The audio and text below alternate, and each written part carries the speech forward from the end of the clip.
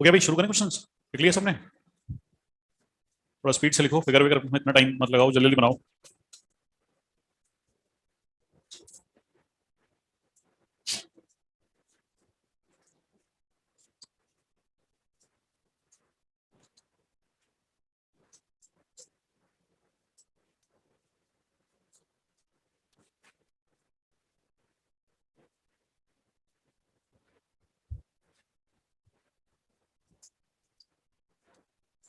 चलो अब लिखना शुरू करो।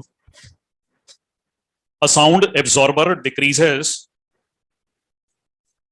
a sound absorber decreases the sound level, a sound absorber decreases the sound level of a sound source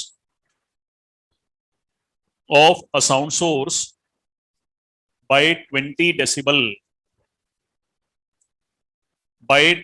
decibel, then intensity will decrease by what factor? Then intensity will decrease by what factor? JEE means 2007 Weber-Fechner's law, formula मैंने board पे लिख दिया।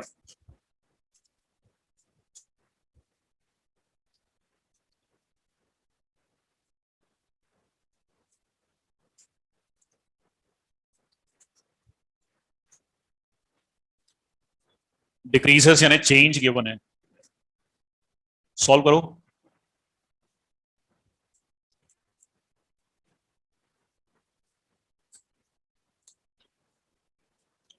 हम्म, zero से zero cancel हो गया, log हटाओगे तो ये 10 की पार्ट 2 बन जाएगा। I2 बराबर I1/100, 100 टाइम्स इंटेंसिटी कम हो जाएगी।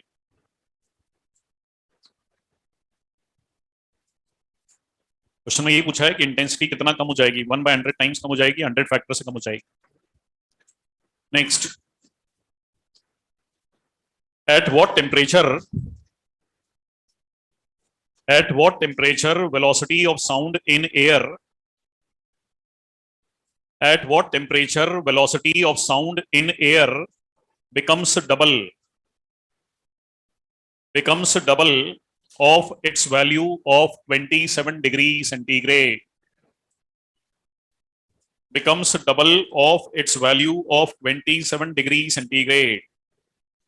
डिपेंडेंस ऑफ टेम्परेचर से करो।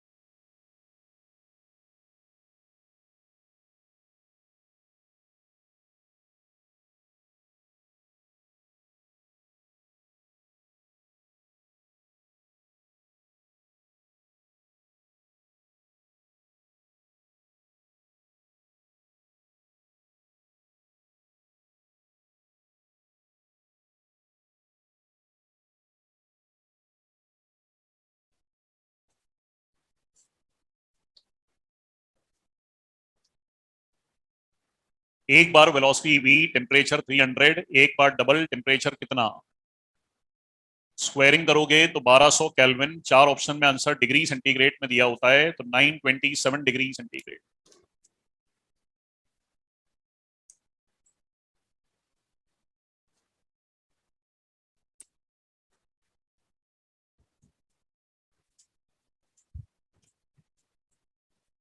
Find the ratio of velocity of sound.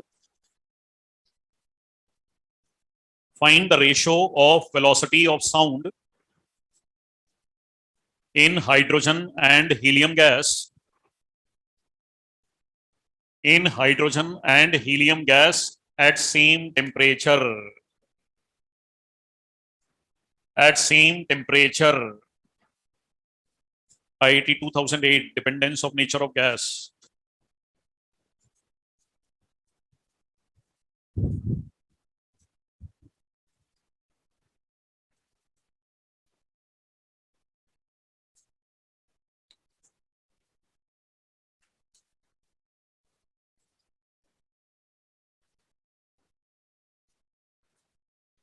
Hydrogen और हीलियम का रेशो,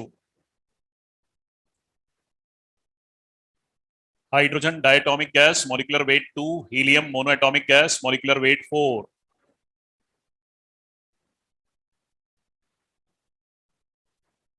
√42/5।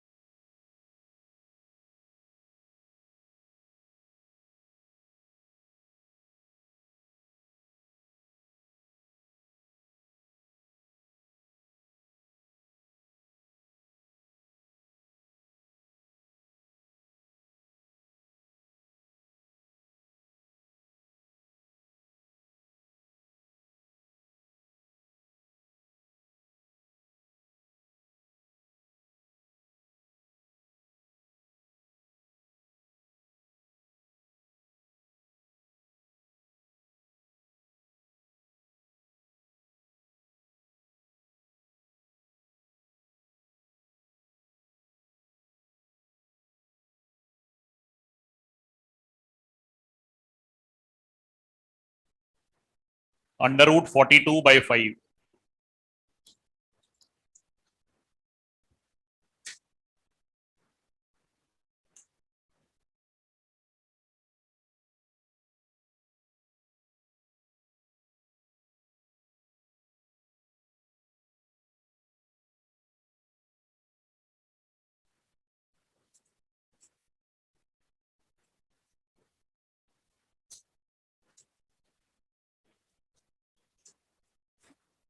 क्लोज्ड ऑर्गन पाइप और ओपन ऑर्गन पाइप के क्वेश्चन में शॉर्ट में लिखना सीओपी और ओपी, पूरा पूरा नाम मत लिखना. The fundamental frequency of a closed organ pipe,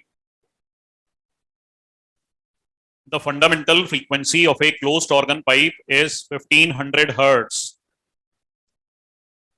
The fundamental frequency of a closed organ pipe is 1500 hertz. Then how many overtones? Then how many overtones a normal person can hear? Then how many overtones a normal person can hear? ध्यान से देखो, ये मैं कराता हूं, इसको देख के जेई मेंस वाला आप करना. अच्छे सुनना, दोनों सेम पैटर्न के हैं. जो मैं हर साल कराता हूं वो मैं करा रहा हूं, जो जेई मेंस में आया वो आप करोगे अभी. क्लोज ऑर्गन पाइप की फ्रीक्वेंसी का फॉर्मूला है XV/4L, जिसमें X था 13579. क्लोज्ड ऑर्गन पाइप में फंडामेंटल का फॉर्मूला होता है V/4L, यानी अपन इसको लिख सकते हैं X into N fundamental. Fundamental question में गिवन है 1500, तो फॉर्मूला ये बन गया. क्वेश्चन लिखा है how many overtones a normal person can hear. पहले दिन बताया था नॉर्मल पर्सन के सुनने की रेंज 20 से 20,000 हर्ट्ज होती है. तो यहाँ 1500 का टेबल लिखेंगे 1357. तो ये टेबल लिखेंगे कब तक? जब तक 20,000 से ज्यादा वैल्यू ना आ जाए. मैंने कल छुट्टी इसीलिए ली थी कि मैं 1500 का टेबल याद कर रहा था घर पे, और दूसरा एग्जामिनेशन की डेट बढ़वा रहा था. दोनों काम मैंने आपके फायदे के कर दिए हैं. अब इसके बाद भी अगर आप सिलेक्ट नहीं हो पाओ तो फिर मेरे पास और कोई ऑल्टरनेटिव नहीं बचता. तो इसलिए हर हालत में सिलेक्ट होना ही होना है भी. सब बच्चों को 2 महीने का टाइम मिल गया एक्स्ट्रा पढ़ने के लिए. जिसका जो चैप्टर कमजोर है वो अभी भी टाइम मिल गया पढ़ने के लिए. मतलब एक लास्ट अपॉर्चुनिटी ऊपर वाले ने दी है. कहते हैं जो होता है वो अच्छे के लिए होता है. काफी सारे बच्चे अभी 21 तारीख के 22 तारीख वाले पेपर के हिसाब से, सर मुझे ये नहीं आता, ये नहीं आता. अब 2 महीने में सब आता है. यानी हर वो चैप्टर कर लो जो तुम्हें समझ में नहीं आता, मुझसे नहीं पूछना. 20,000 से ज्यादा ये वैल्यू आ गई. अकाउंट कर लो कितनी वैल्यूज हैं. 1 2 3 4 5 6 7 नहीं. क्यों? फंडामेंटल से बड़ी को ओवरटोन कहते हैं, इसलिए इसको नहीं करेंगे. तो टोटल 6 वैल्यूज आई, इसलिए आंसर टिक करके आना था 6 ओवरटोन. ठीक है. ये टेबल 1357 में क्यों लिखा, 1234 क्यों नहीं लिखा? क्योंकि एक्स की वैल्यू ये है. नहीं तो कहोगे सर बीच बीच में आपको आता नहीं था क्या? चलो इसको देख कर नेक्स्ट करो.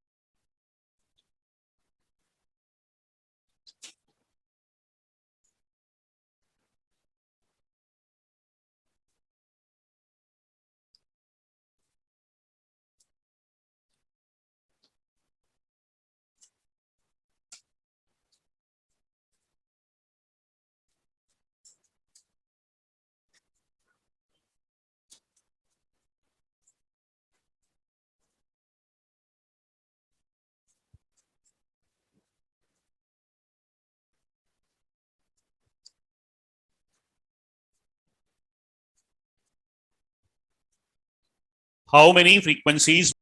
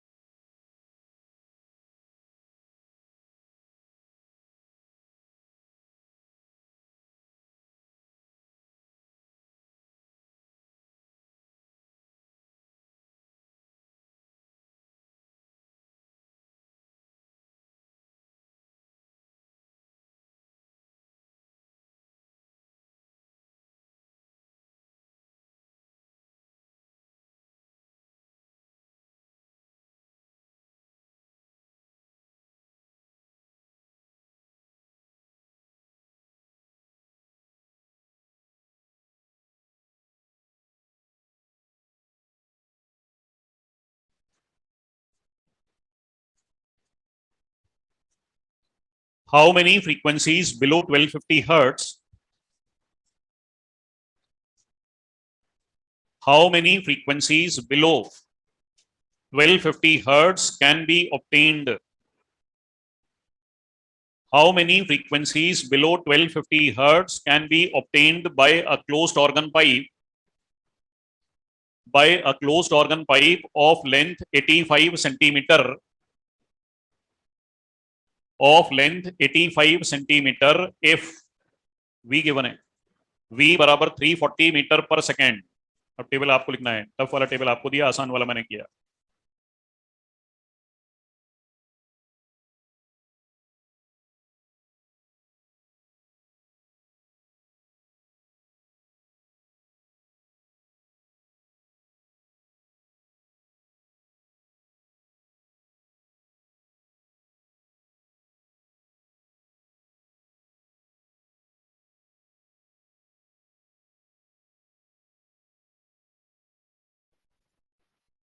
सेम तरीके से करो तो पता चलेगा टेबल लिखना किसका है।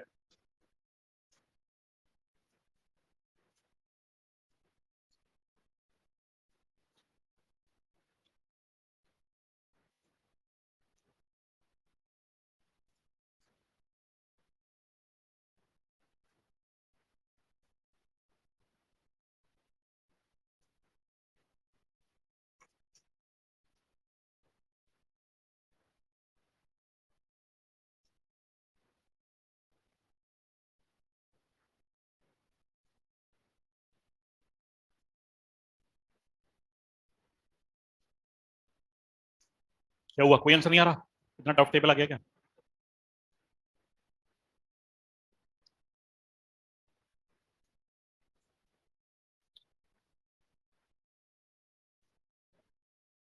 n equals to x v by 4l में क्वेश्चन में वेलोसिटी गिवन है, लेंथ गिवन है सेंटीमीटर से मीटर, ये आ गया 100x।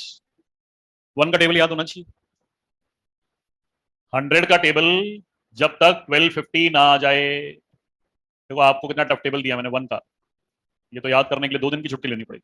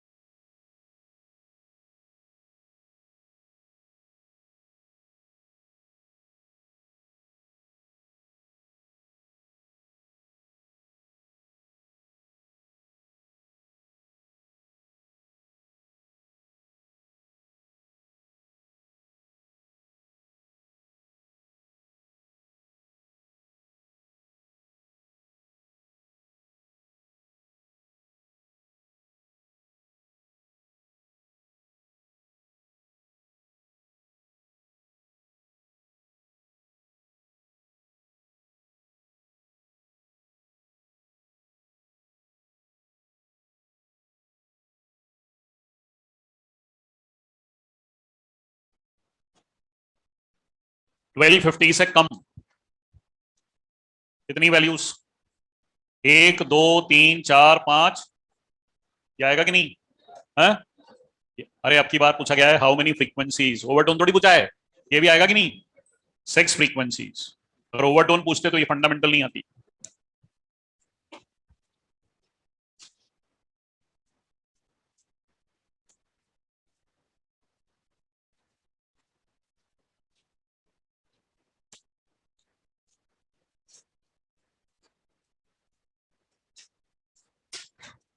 A sonometer wire of length 1.5 meter, a sonometer wire of length 1.5 meter is clamped, clamped means कसना, is clamped at both ends, कुछ लोग clamped में एक दूसरे की शक्ल देख रहे हैं तो स्पेलिंग में यहां लिख देता हूं, is clamped at both ends by which 1% spelling में यहां लिख देता हूं, is clamped at both ends by which 1% strain is developed, by which 1% strain is developed, then find the fundamental frequency. Then find the fundamental frequency if question में Young's modulus और density given है, JEE mains 2014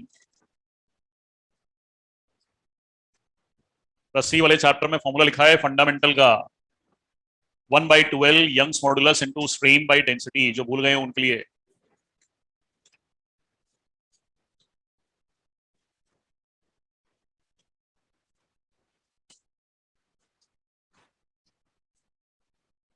length की जगह 1.5 Young's modulus और density दोनों given है। Strain given है percentage में, परसेंटेज यानी बाय 100।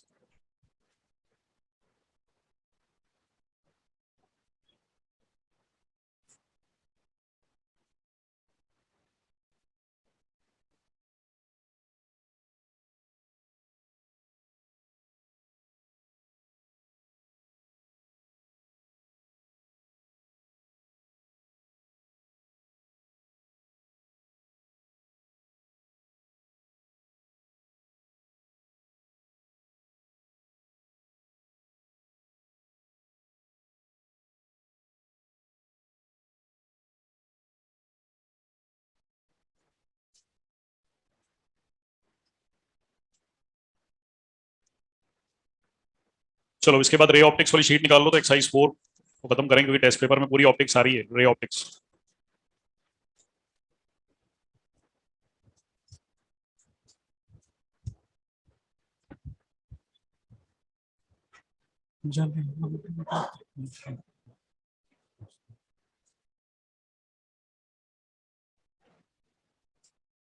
पतली वाली होगी सबसे ऊपर के लिए, दौड़ के लेके आ बेटा, हाँ शाबाश।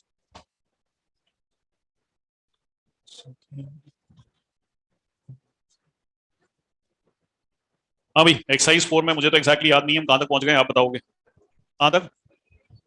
28 18 तक हो गया है, 18 तक सारे क्वेश्चन हो गए। 18 के बाद से करना है।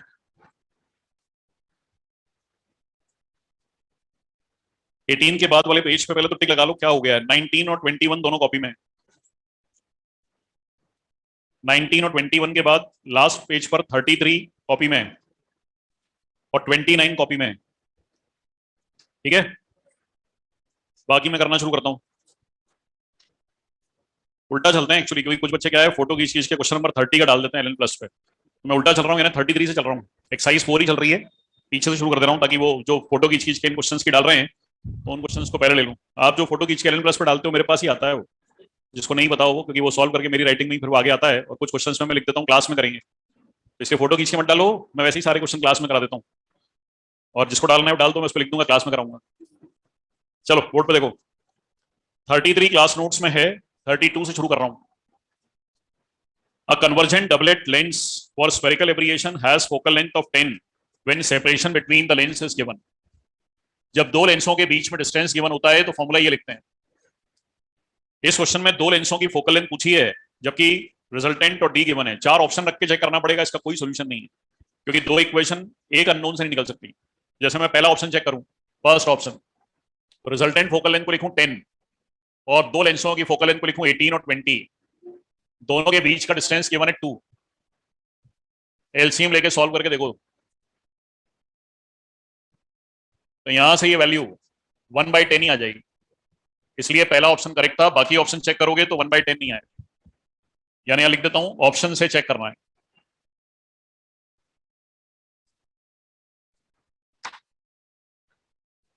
थर्टी वन जैसा एक क्वेश्चन मैंने क्लास में कराया है, दो लोग भूल गए उनके लिए।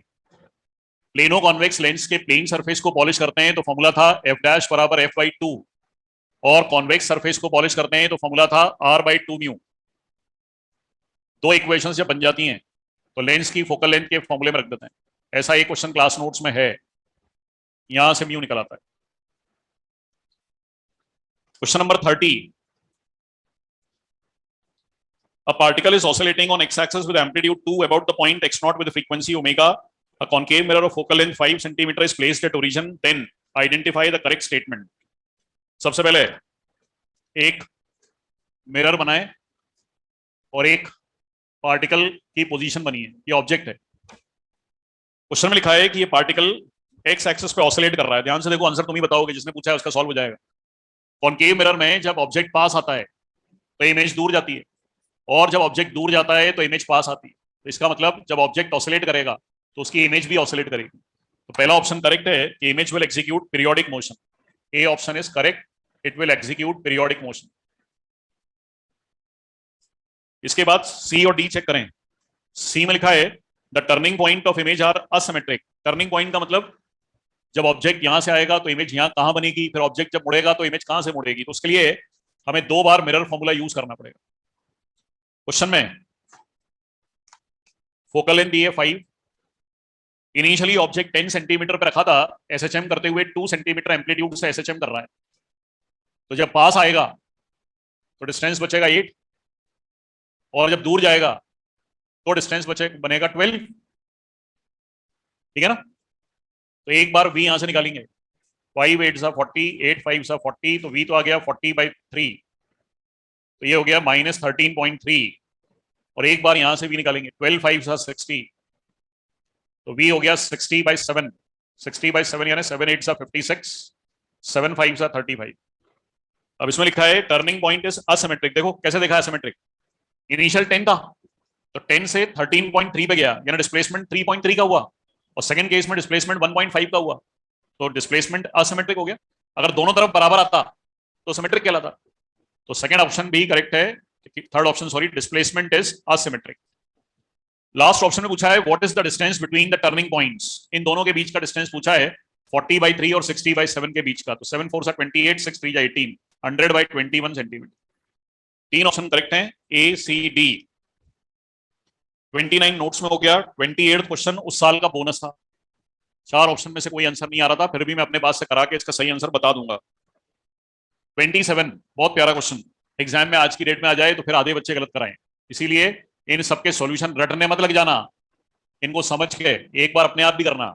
27 A hemispherical glass body of radius 10 and refractive index is silvered on curved surface. A small air bubble, ये air bubble है, which is object, is 6 centimeter below the flat surface. ये 6 centimeter below. Find the position of image of air bubble made by mirror. Mirror के लिए ये object, तो mirror के लिए mirror formula पहले। क्वेश्चन में रेडियस दिया है 10, तो फोकल लेंथ हो गई 5, रेडियस है 10, तो पोल से डिस्टेंस हो गया 4, ये पोल है, तो यहां से v मिला 20 सेंटीमीटर। इसका मतलब 20 सेंटीमीटर के डिस्टेंस पर इमेज बनी, नाम रखते हैं I1। ठीक है। ये जो इमेज बनी ये ग्लास के सरफेस के लिए या टॉप सरफेस के लिए ऑब्जेक्ट, तो म्यू बराबर h actual by h apparent. Glass का म्यू 1.5, एक्चुअल डिस्टेंस 20 और 10 30, और इमेज की पोजीशन बतानी 30/1.5 which is 20 centimetre. So the correct answer is 20 centimeter from plane surface। 4 option में लिखा है कि डिस्टेंस कहां से मेजर करना है, 20 centimetre below the flat surface. काफी सारे बच्चे क्या करते हैं, यहां तक निकाल के छोड़ देते हैं, चांस की बात है कि दोनों ही 20 आ रहे हैं, पर ये 20 कहां से, मिरर से। एग्जामिनर ने 4 ऑप्शन में पूछा है फ्लैट सरफेस से। 25 डेल्टा बराबर I + E - A। क्वेश्चन में एंगल ऑफ इंसिडेंस गिवन है, डेविएशन गिवन है, एंगल ऑफ इमरजेंस गिवन है, तो इससे पहले प्रिज्म एंगल आ गया। म्यू बराबर sin A + Δm/2 upon sin A/2 में रख दिया, यहां से म्यू मिल जाएगा। एक आध बच्चा बाद में पूछता है क्लास के बाद कि सर इसमें मिनिमम डेविएशन तो लिखा नहीं था, आपने इसको क्यों लगा दिया। क्वेश्चन की लास्ट लाइन में लिखा है इन विच केस या in that case which of the following is closest to the maximum possible value of refractive index. Minimum deviation हो या ना हो, म्यू किस पर डिपेंड करता है, मटेरियल पे। म्यू तो मटेरियल की प्रॉपर्टी है, प्रिज्म की एंगल ऑफ इंसिडेंस की प्रॉपर्टी थोड़ी है। जरा देख के बताओ। म्यू बराबर sin I upon sin R में I बढ़ा दूं तो म्यू है, I बढ़ा दूं तो R बढ़ जाएगा, रेशियो कांस्टेंट रहेगा, क्योंकि म्यू मटेरियल पर डिपेंड करता है, म्यू I पर डिपेंड थोड़ी करता है। एक आध बच्चा तो कहेगा सर म्यू की वैल्यू इस पर डिपेंड करती है, बिल्कुल डिपेंड नहीं करती। Mu is the property of material which is not depending on this quantity. इसीलिए क्वेश्चन की लैंग्वेज में साफ लिखा है कि विच of the following is closest, कौन सा उसके पास आ सकता है। 24 मैग्निफिकेशन मींस कितने टाइम्स इमेज बनती है, अच्छे से 2-3 बार लिखा है कितने टाइम्स। क्वेश्चन में लिखा है an observer looks at a distant tree with telescope of magnifying power 20, इसका मतलब 20 टाइम्स इमेज बड़ी बनेगी, 20 टाइम्स टॉलर। अब मेरे लिए 3 क्वेश्चन बच गए, कौन कौन से? 22, 23 और एक दूसरे पेज पे 26। मेरे हिसाब से बाकी कुछ नहीं बचा। और आपको फिर भी कोई डाउट पूछना हो तो कल इसको आगे बढ़ाएंगे। और कल का होमवर्क है आपके लिए 3 क्वेश्चन के साथ एक्सरसाइज 5। एक्सरसाइज 5 में बहुत सारे क्वेश्चन बहुत इजी हैं, तो वहां मुझे सारे नहीं कराने पड़ेंगे। और परसों एक्सरसाइज 3 तो पूरी शीट खत्म हो जाएगी और टेस्ट पेपर में आपके सारे क्वेश्चन सही हो जाएंगे। कहाँ जा रहा है बेटा? नर्चर से एंटूज कन्वर्ट होते हैं तो इतनी जल्दी होती है, तो जब एग्जाम का पेपर देखते हैं तो वापस धीरे हो जाते हैं। फुली एनर्जेटिक आते हैं, इसी साल टॉप करेंगे। 15 दिन बाद पता चलता है हम सेलेक्ट होने के भी लाले